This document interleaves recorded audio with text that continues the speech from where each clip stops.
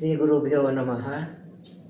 ಕೃಷ್ಣಾಯ ವಾಸುದೇವಾಯ ಹರೆಯೇ ಪರಮಾತ್ಮನೆ ಪ್ರಣತಃ ಕ್ಲೇಶನಾಶಾಯ ಗೋವಿಂದಾಯ ನಮೋ ನಮಃ. ಹರೇ ಶ್ರೀನಿವಾಸ. ಶ್ರೀ ಗುರು ರಾಘವೇಂದ್ರಾಯ ನಮಃ. ಶ್ರೀ ಸತ್ಯಾತ್ಮತೀರ್ಥ ಗುರುಭ್ಯೋ ನಮಃ. ಶ್ರೀ ಜಗನ್ನಾಥದಾಸ ಗುರುಭ್ಯೋ ನಮಃ. ಎಲ್ಲರಿಗೂ ನಮಸ್ಕಾರ. ನಾವು ನಾಮಸ್ಮರಣ ಸಂಧಿಯ ಸಾರವನ್ನು ಅಂದರೆ ಯಾವುದೂ ವಿಷಯ ಬಿಡಲಾರ್ದೇ ಸಂಕ್ಷಿಪ್ತವಾಗಿ ಎಲ್ಲ ಅರ್ಥವನ್ನು ಹೇಳ್ಕೊಂಡು ಹೋಗ್ತಾ ಇದ್ದೀವಿ. ಇವತ್ತು 28ನೇಯ ನುಡಿ. ಜಲಗತ ಉಡುಪನ ವಿಮಲ ಬಿಂಬವ. ಕೆಲವೊಂದು ಪುಸ್ತಕದಲ್ಲಿ ವಿಮಲ ಅಂತಿದೆ, ಕೆಲವು ಕಡೆ ಅಮಲ ಅಂತಿದೆ. ವಿಮಲ ಅಂತಾರೆ ನಿರ್ಮಲ ಅಂತ ಆಗ್ತದೆ, ಅಮಲ ಅಂತಂದ್ರೂ ಕೂಡ ನಿರ್ಮಲ ಶಬ್ದ ಅರ್ಥ ಒಂದೇ ಆಗ್ತದೆ, ಶುದ್ಧವಾದಂಥದ್ದು ಅಂತ. ಬಿಂಬವ ಮೆಲುವೆ ಎಂಬ ಅತಿ ಹರುಷದಿಂದಲೇ ಜಲಚರ ಪ್ರಾಣಿಗಳು ನಿತ್ಯದಿ ಯತ್ನಗೈಯುವಂತೆ. ಆದರೆ ಇಲ್ಲಿ ಚಂದ್ರನ ಬಿಂಬ, ಒಂದು ನೀರಿನಲ್ಲಿ ಸರೋವರದಲ್ಲಿ ಚಂದ್ರನ ಬಿಂಬವನ್ನು ಕಾಣಿಸ್ತದೆ. ಶುದ್ಧವಾದಂಥ ನೀರಿನಲ್ಲಿ ಶುದ್ಧವಾದಂಥ ಚಂದ್ರನ ಬಿಂಬ ಕಾಣಿಸ್ತದೆ. ಅದನ್ನು ಹಿಡ್ಕೊಂಡು ನೋಡಿ, ಅದನ್ನು ಹಿಡಿದು ತಿನ್ನಬೇಕು ಅಂತ ನೋಡ್ತಾ ಹರುಷದಿಂದಲೇ ಹೋಗ್ತವೆ ಜಲಚರ ಪ್ರಾಣಿಗಳು ಹೋಗ್ತವೆ. ನಿತ್ಯದಿ ಯತ್ನಗೈಯುವಂತೆ, ನಿತ್ಯದಲ್ಲಿ ಪ್ರಯತ್ನ ಮಾಡ್ತಾರೆ, ಆದರೆ ಅದು ವಿಫಲ ಆಗ್ತದೆ. ಅದೇ ರೀತಿಯಾಗಿ ಹಲಧರಾನುಜ, ಹಲಧರ ಇದ್ದಂಥ ಬಲರಾಮನ ತಮ್ಮನಾದಂಥ ಕೃಷ್ಣ ಭೋಗ್ಯ ರಸಗಳನ್ನು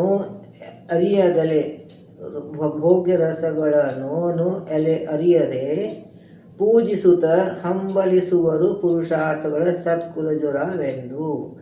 ಇನ್ನು ಅಂದರೆ ಕೃಷ್ಣ ಅಂತಂದರೆ ಎಲ್ಲ ಭಗವತರ ಬಗ್ಗೆ ಭೇದ ಇಲ್ಲ, ಎಲ್ಲ ಕೃಷ್ಣನ ಎಲ್ಲ ಭಗವಂತನ ರೂಪಗಳು. ಭೋಗ್ಯ ರಸಗಳಲ್ಲಿ ತಿರುಗಾಯಿ ಕೊಟ್ಟಿದ್ದಾರೆ. ನಾವು ಹಿಂದಿನ ನುಡಿಯಲ್ಲಿ ಭೋಗ್ಯ ರಸಗಳನ್ನು ಯಾವ್ಯಾವು ಅಂತ ತಿಳ್ಕೊಂಡೆಲ್ಲ ನೋಡಿದ್ವಿ.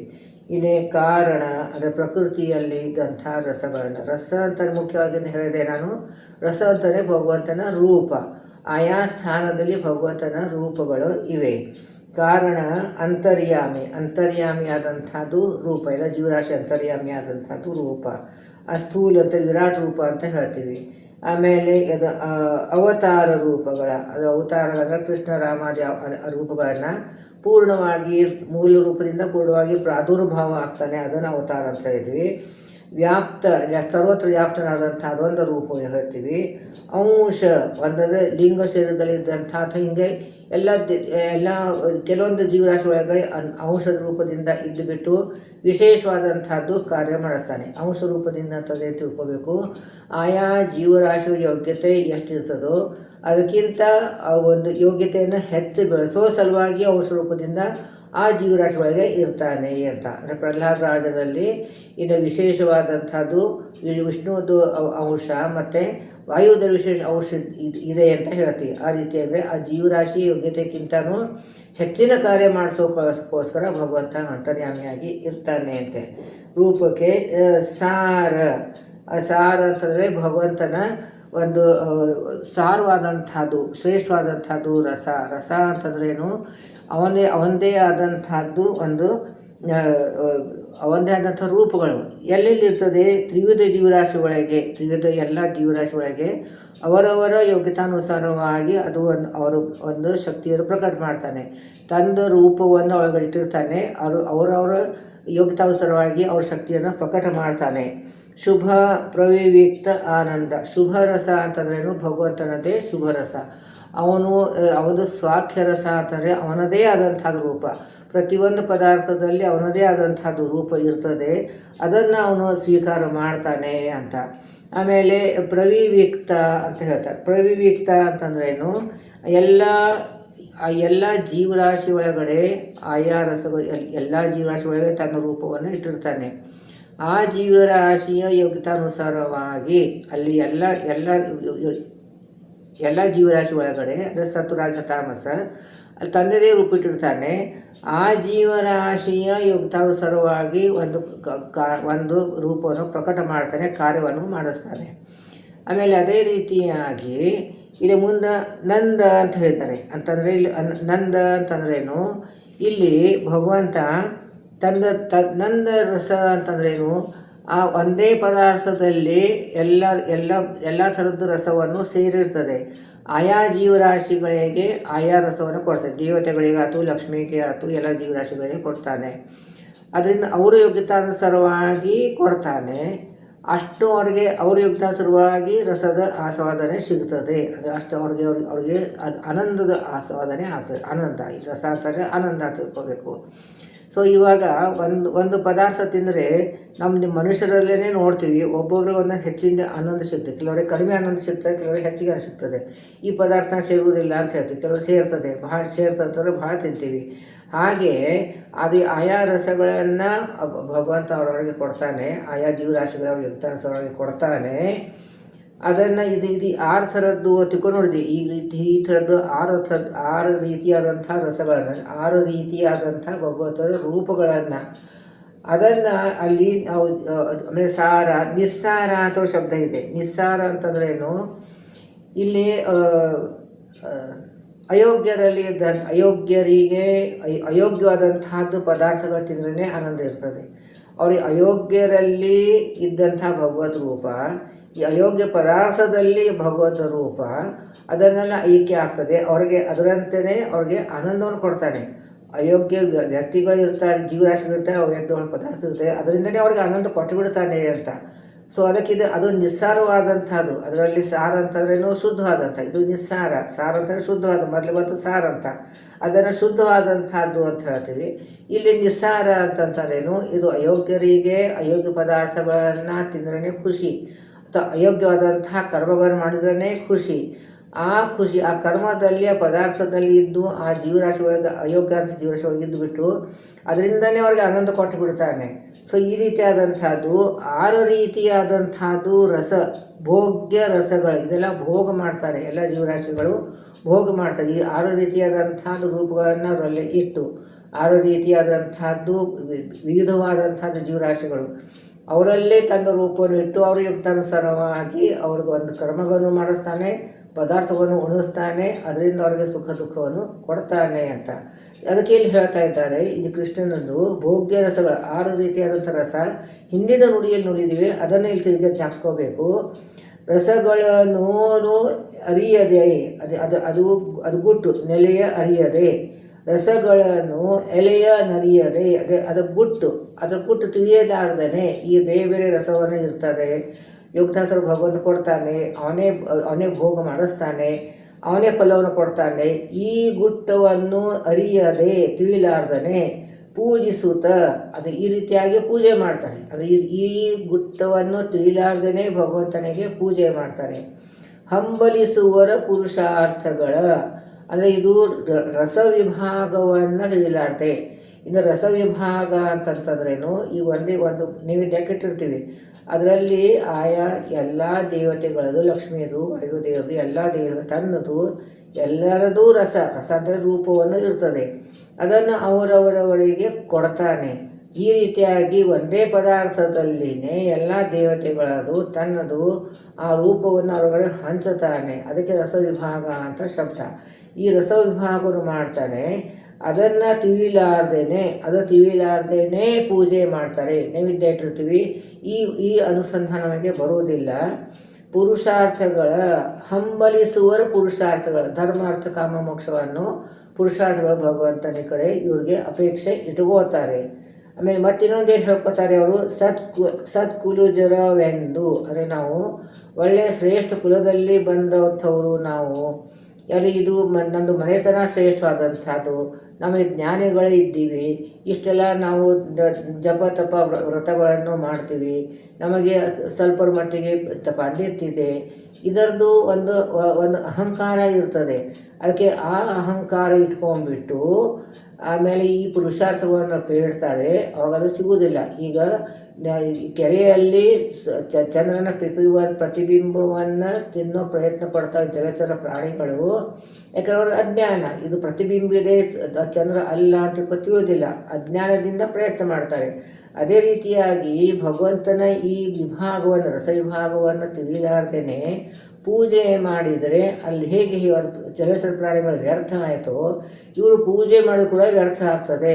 ಅದು ಕೂಡ ಅವ್ರಿಗೆ ಅಹಂಕಾರ ಇರ್ತದೆ. ನಾವು ಒಳ್ಳೆಯ ಶ್ರೇಷ್ಠ ಕುಲದಲ್ಲಿ ಬಂದವನು, ಶ್ರೇಷ್ಠ ಮನೆತನದಲ್ಲಿ ಬಂದವನು, ಆಮೇಲೆ ಶ್ರೇಷ್ಠವಾದಂಥ ಜ್ಞಾನವಿದೆ, ಶ್ರೇಷ್ಠವಾದಂಥ ನಿಯಮ ನಿತ್ಯಗಳನ್ನು ಮಾಡ್ತಾ ಇದ್ದೇನೆ, ಇಷ್ಟೆಲ್ಲ ವಿಚಾರ ಅವ್ರಿಗೆ ಇರ್ತದೆ. ಅಂಥವರಿಗೆ ಈ ಪುರುಷಾರ್ಥಗಳನ್ನು ಸಿಗುವುದಿಲ್ಲ.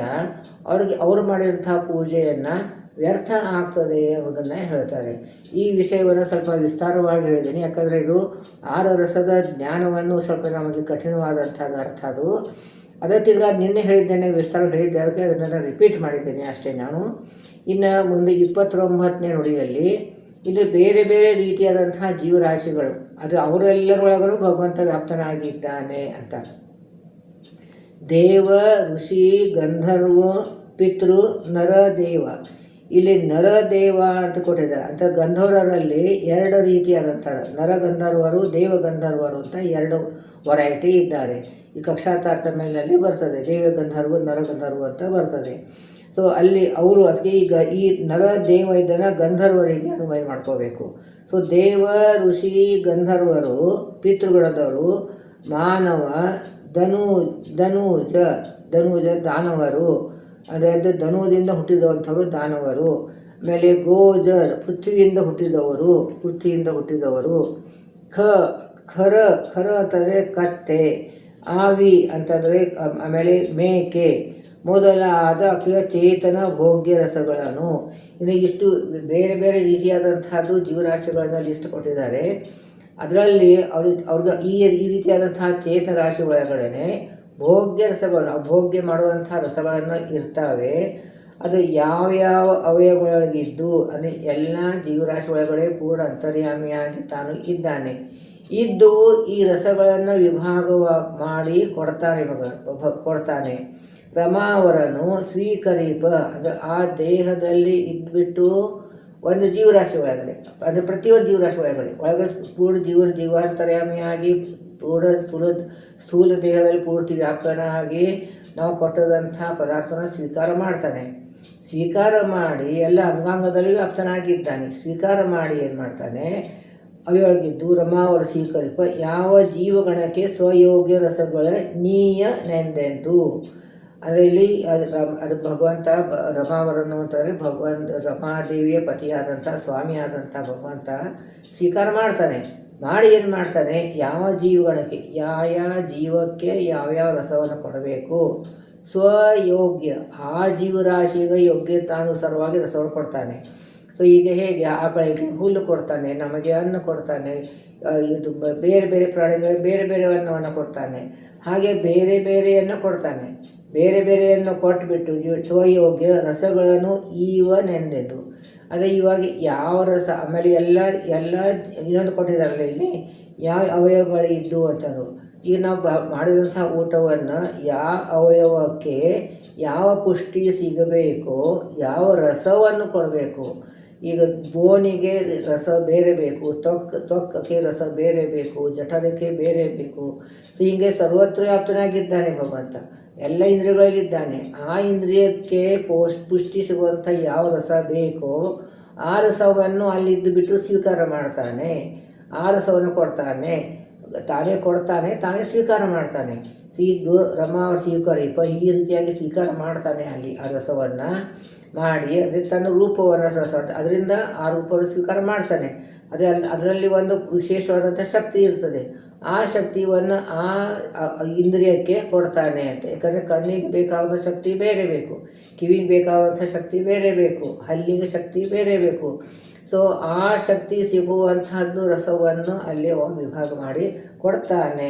ತಾನು ಮೊದಲು ಸ್ವೀಕಾರ ಮಾಡ್ತಾನೆ. ಸೊ ಆಯಾ ಆ ಇಂದ್ರಿಯಗಳಲ್ಲಿ ಅಂತರ್ಯಾಮಿಯಾಗಿ ಇದ್ದು ಬಿಟ್ಟು ಆ ರಸವನ್ನು ಸ್ವೀಕಾರ ಮಾಡ್ತಾನೆ. ಆವಾಗ ಆ ಇಂದ್ರಿಯಕ್ಕೆ ಬೇಕಾದಂಥ ಪುಷ್ಟಿಯನ್ನು ಸಿಗುತ್ತದೆ ಅಂತ. ಯಾವ ಜೀವಗಣಕ್ಕೆ ಅದು ಯಾವ್ಯಾವ ಜೀವರಾಶಿಗಳಿಗೆ ಯಾವ್ಯಾವ ಅನ್ನವನ್ನು ಕೊಡಬೇಕು ಅದನ್ನು ಕೊಡ್ತಾನೆ. ಸ್ವಯೋಗ್ಯ ಆ ಜೀವರಾಶಿಗೆ ಯೋಗ್ಯವಾದಂಥದ್ದು ರಸಗಳನ್ನು ಈಯನೆಂದೆಂದು. ಅದೇ ಇಲ್ಲಿ ಯಾವ ಜೀವರಾಶಿಗೆ ಏನು ಬೇಕೋ ಅದನ್ನೇ ಕೊಡ್ತಾನೆ, ಬೇರೆ ಕೊಡೋದಿಲ್ಲ ಅಂತ. ಈಗ ಆಕಳಿಗೆ ಹೋಗಿ ಮಾಂಸ ಹಾಕೋದಿಲ್ಲ, ಹುಲಿಗೆ ಮಾಂಸನೇ ಕೊಡ್ತಾನೆ, ಆಕಳಿಗೆ ಹುಲ್ಲೇ ಕೊಡ್ತಾನೆ. ಹೀಗೆ ಬೇರೆ ಬೇರೆ ಪ್ರಾಣಿಗಳಿಗೆ, ಮನುಷ್ಯರಿಗೆಲ್ಲ, ಜೀವರಾಶಿಗಳಿಗೆ ಬೇರೆ ಬೇರೆ ಇದ್ದಂಥದ್ದು ಅನ್ನವನ್ನು ಕೊಡ್ತಾನೆ, ಆ ರಸವನ್ನು ಕೊಡ್ತಾನೆ. ಇಂದ್ರಿಯದಲ್ಲಿ ಇದ್ದು ಬಿಟ್ಟು ಆ ರಸವನ್ನು ಸ್ವೀಕಾರ ಮಾಡಿ ಆ ಇಂದ್ರಿಯಗಳಿಗೆ ಪುಷ್ಟಿಯನ್ನು ಕೊಡ್ತಾನೆ.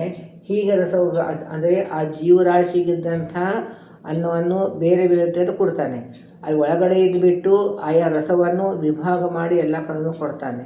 ಸೊ ಭಗವಂತ ತಾನೇ ಆ ರಸವನ್ನು ಸ್ವೀಕಾರ ಮಾಡಿ ಆಯಾ ರಸವನ್ನು ಆಯಾ ಜೀವರಾಶಿಗಳಿಗೆ, ಆಯಾ ಇಂದ್ರಿಯಗಳಿಗೆ ಕೊಟ್ಟು ಪುಷ್ಟಿ ಕೊಡ್ತಾನೆ ಅನ್ನೋದನ್ನು ಇಲ್ಲಿ ಹೇಳ್ತಾ ಇದ್ದಾರೆ. ಇವತ್ತು ಇದು ಸ್ವಲ್ಪ ವಿಸ್ತಾರವಾದಂಥದ್ದು ವಿಷಯ ಇತ್ತು, ಸ್ವಲ್ಪ ವಿಸ್ತಾರ ಆಗಿದ್ದೇನೆ. ಅದೇ ನಾನು ಯಾವುದೂ ವಿಷಯ ಬಿಡ್ತಾ ಇಲ್ವಲ್ಲ, ಅದಕ್ಕೋಸ್ಕರ ನಾನು ಸ್ವಲ್ಪ ಅದಕ್ಕೆ ಉದಾಹರಣೆ ಕೊಟ್ಟು ವಿವರಣೆಯನ್ನು ಕೊಡ್ತಾ ಇಲ್ಲ, ಆದರೆ ಆ ನುಡಿಯ ಅರ್ಥವನ್ನು ಪೂರ್ತಿಯಾಗಿಯೇ ಹೇಳ್ತಾ ಇದ್ದೇನೆ. ಇದು ಎಲ್ಲರಿಗೂ ಸ್ವೀಕಾರ ಆಗಬೇಕು, ಎಲ್ಲರೂ ದಿನನಿತ್ಯ ಅನುಸಂಧಾನ ತರಬೇಕು. ಇದನ್ನು ಸಂಕ್ಷಿಪ್ತವಾಗಿ ಕೊಟ್ಟರು ಕೂಡ ಇದನ್ನು ನಾವು ಪಾರಾಯಣ ಮಾಡುವಾಗ ಅದು ಅನುಸಂಧಾನಕ್ಕೆ ಬಂದೇ ಬರ್ತದೆ. ಅಷ್ಟು ವಿಷಯವನ್ನು ಖಂಡಿತವಾಗಿ ಕೊಟ್ಟಿದ್ದೀನಿ. ಎಲ್ಲರೂ ಗುರುಗಳು ನಮ್ಮ ಅನುಗ್ರಹ ಮಾಡಲಿ, ನಾವು ಪಾರಾಯಣ ಮಾಡುವಾಗ ಇಷ್ಟೆಲ್ಲ ನಮಗೆ ಅನುಸಂಧಾನ ಬರಲಿ ಅಂತ ಪ್ರಾರ್ಥನೆ ಮಾಡೋದು. ಎಲ್ಲರಿಗೂ ಬರಲಿ ಅಂತ ಪ್ರಾರ್ಥನೆ ಮಾಡ್ತಾ, ನಾಹಂ ಕರ್ತ ಹರಿ ಪ್ರೇರಣೆ ಹರಿ ಪ್ರೀತ್ಯರ್ಥ ಪತಿ ಅಂತರ್ಗತ ಮಧ್ವಾಂತರ ಶ್ರೀ ಕೃಷ್ಣಾರ್ಪಣಮಸ್ತು.